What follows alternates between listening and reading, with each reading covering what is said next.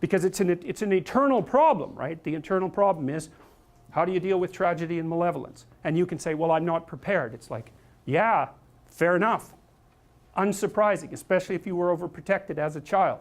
It's not a good idea to overprotect your kids, because the snakes are going to come into the garden no matter what you do.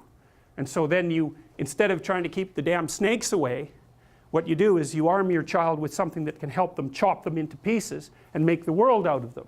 So that the trick for human thriving in the face of suffering and malevolence is strength, not protection. It's a completely different idea. We also know this clinically. We know, for example, that if you treat people with exposure therapy for agoraphobia, which is, roughly speaking, the fear of chaos, I would say, the fear of everything, you don't make them less afraid. You make them braver. It's not the same thing. Because with an agoraphobic, see, what happens to them is the fall. They never conceptualize death and suffering. They're naive, right? It never enters the theater of their imagination, and it's because they're protected from it. But then something happens. This often happens to women in their 40s, because they're the people most likely to develop agoraphobia. Something happens, they've been protected from chaos by authority their entire life. So maybe they had an overprotective father, and then they went to an overprotective boyfriend, and then they went to an overprotective husband. And maybe they were willing to be subjugated to all three of those because of the protection, right? So that's the bargain. They stay weak and dependent, and maybe they have to, because that's the only way they can appeal to the person who's hyperprotective. But the price they pay for that is that they're not sufficiently competent.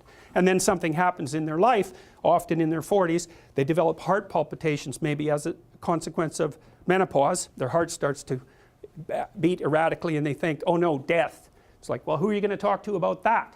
Right? There's no protection from authority for that.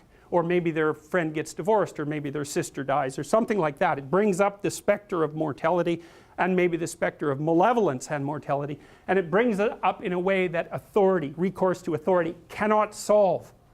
And so then they have panic attacks. What happens? They go out, they get afraid, they feel their heart beating, then they get afraid of their heart beating because they think, oh no, I'm going to die, and they think, oh no, I'm going to die, and I'm going to make a fool of myself while I'm doing it and attract a lot of attention. So the two big fears come up: mortality and social judgment.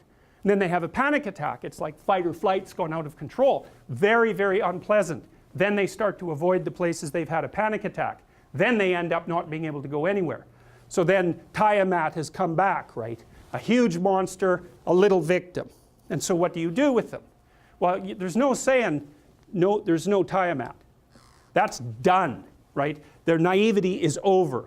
They've had a direct contact with the threat of mortality and social judgment. They've met the terrible mother, and they've met the terrible father. And there's no going back. There's no saying, oh, the world is safe.